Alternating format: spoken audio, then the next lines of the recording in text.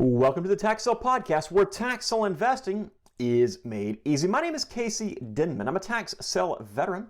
I am the leading tax sale expert. I'm the author of the Tax Sale Playbook, founder of the Tax Sale Academy, and I am your host right here on the Tax Sale Podcast. Thank you so much for joining us on today's episode. This podcast can be found on a number of different channels, including Spotify Video, YouTube, and anywhere else that podcasts can be found. So make sure you download us on your favorite podcasting or video platform at taxsalepodcast.com. This podcast is brought to you free of charge through and because of the Tax Sale Academy, which you can learn more about by visiting taxsalepodcast.com. All right, today I've got a topic that should really help quite a few of you to get started off on the right foot. I've been investing in tax-defaulted real estate for 20 plus years now. And to say that I have learned a lot during that time is a massive understatement. Not only have I learned from myself and my experience, but I've also been very fortunate to have trained many people and to have answered thousands of questions. This has helped me to create the Tax Sale Academy, to write my book, to shoot these videos, and do so much more. All of this information I didn't have when I started 2 decades ago.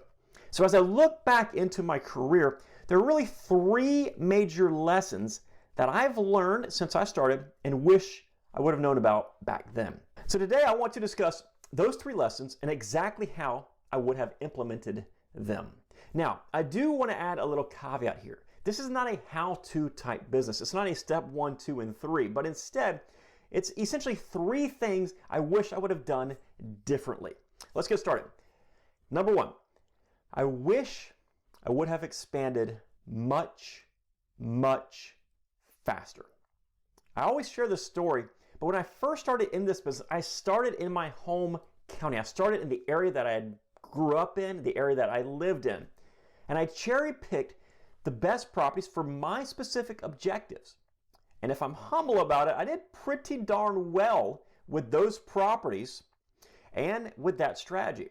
Like really good for somebody in their late teens. The problem was there was one auction per month and only a few properties on that auction list met my criteria. So my income was permanently capped. And that stung pretty hard because all I knew was that one strategy in this one area. That's the only thing that I knew how to do. And it was doing quite well, but again, I had plateaued. I could not get over that hump. And the thing was, I did not know a single thing about any other areas. But I decided it was a pretty good time to learn if I wanted my income to grow. I eventually expanded into another county, a neighboring county, and then another county, and another county. And the truth is, I didn't do quite as well in those counties right away, but I did keep cherry picking the best properties for me based on my strategy at that time. And I realized that I was doing better. My income started to increase again. Eventually, I made the decision to go out of state. I remember the first out of state auction that I went to. It was like a light bulb went off telling me, you have made the right decision to expand. Then I went to another state and another state. It became pretty apparent that the same thing I was doing to make decent money in my home county could be multiplied many times over. In fact, I actually ended up doing much better in a lot of markets that are out of state compared to my home county. Not only was I cherry picking the best properties at this time, but I was also cherry picking the best properties in the cherry picked best markets for me. Unreal, right? It was a phenomenal realization that, hey, this expansion thing works pretty well. Listen, there are 3,000 different markets with millions of different properties each year that have tax liens or tax deeds issued against them.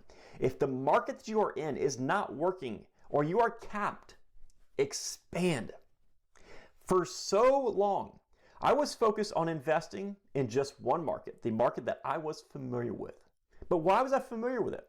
Because I grew up there, because I studied it, because I analyzed it. Now, I can't change where I grew up, but I can certainly change what I knew about another area. I could analyze it, I could study it, I could learn about it.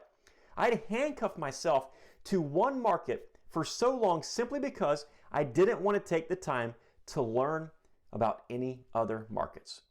But once I dove in, once I started to take the time to learn about those markets, to analyze other markets, that's when my business began to grow more rapid than I ever thought it could. Lesson number 2, it's a numbers game. This kind of coincides with the first lesson, but the fact of the matter is, the more properties you see auctioned off, the higher your chances are of success.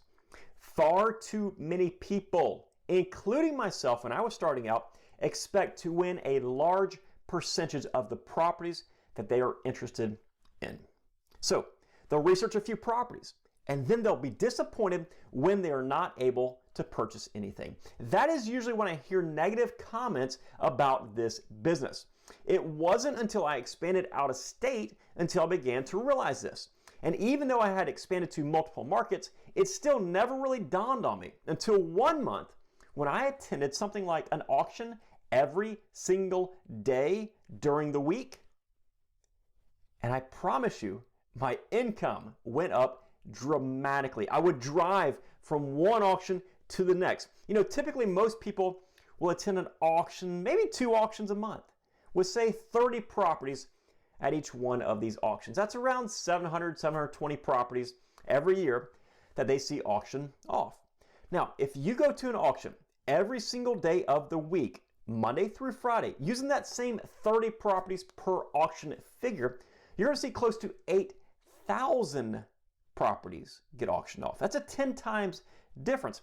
Now, obviously, that doesn't mean you'll buy 10 times as many properties, but maybe your investments become much more lucrative on a per property basis. There are countless ways to look at it. And yes, I do realize that attending an auction every single day during the week is a little bit on the extreme side. But anytime there's competition in the marketplace for something, you must consider that's a bit of a numbers game. Simply by seeing more properties get sold than the average investor, I've seen significantly more success than the average investor. Now, I've got a lot of pretty cool videos over on YouTube about a $20 house, a 1-cent property. I got one that's titled The Best Day of My Tax Sale Life, where I walk you through countless properties I've purchased for under $100 each that particular day. And I've got hundreds of other examples just like those. And that's not because I was lucky and just happened to stumble across them. It's not because I was a genius and decided I'm going to go to this auction on this specific day because I know I'm going to get some crazy deals. Instead, it's because I've seen hundreds of thousands of properties get auctioned off that I've passed on or that I did not win. And I played the odds and I eventually won simply because I approached it as a numbers game. Tax sale investing is a numbers game. If you play it correctly, you will win. Do not get frustrated if you see 10 properties auctioned off and you don't win anything. Don't get frustrated when you see maybe 100 properties, 500 properties auctioned off and you're not getting these killer deals. Instead, maybe change your approach a little bit, but understand it's a numbers game. The more properties you see auctioned off, the more success you will have. Number 3, do it your way. Like so many people, I got into the investment space with the intention that I will simply copy everybody else that I thought was successful. Now that can work okay sometimes, but oftentimes it isn't as fruitful as you think it probably should be. First off, you don't know what the other person is truly doing. You do not understand the behind the scenes of their business. To us, they might be selling vacant lots at very, very low profit margins. But their business plan might revolve around a $30 million credit line that they have at a very low interest rate, and they're happy making 5 or 6% on each deal since it's not their money. I've seen that scenario multiple times. You don't understand that, though, from the outside looking in. Secondly, if you do everything that everybody else is doing, you're going to create increased demand, which pushes margins smaller and smaller. It becomes a race to the bottom. Who will do it the cheapest? Oftentimes, the person that does it the cheapest ends up going out of business. In real estate, doing the same thing everybody else is doing won't get you the same results. It'll actually get you worse results most of the time. So instead, learn from the other people and focus on putting your own little spin on it. Maybe that spin is as simple as finding an area where there's not a whole lot of competition. They do exist. In my case, I'd travel from state to state buying properties. I would market those same properties online, often selling them through my email lists, and then I would handle the closings in-house.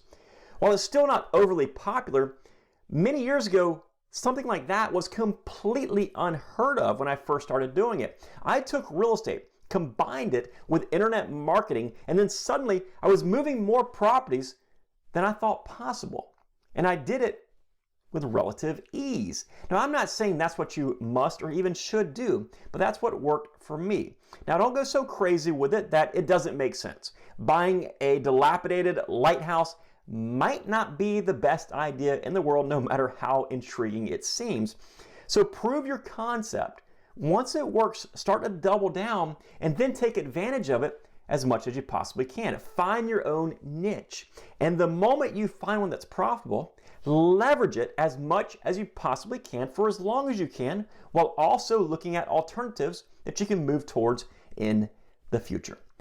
Listen, I really hope that you take these lessons that I wish I would have known about and apply them to your tax sale business right now. Hopefully, they provide just a little bit of help getting your tax sale business off on the right foot. That's all I've got for you today. I truly hope that you've enjoyed this episode of the Tax Sale Podcast. If you did enjoy this episode, please do me a huge favor and leave a positive review on whatever podcasting platform you're listening to us on today. This podcast is free. I don't charge a listening or membership fee for these podcast episodes, but your reviews really help us out and might even serve to pay it forward to somebody else who learns about this business simply because you took the time to tap a 5-star review or to leave positive feedback. And as always, if we can be of any additional help, be sure to check out our website at taxsaleacademy.com. Hey, take care and make it a successful day. I'll see you next time right here on the Tax Sale Podcast. Bye-bye.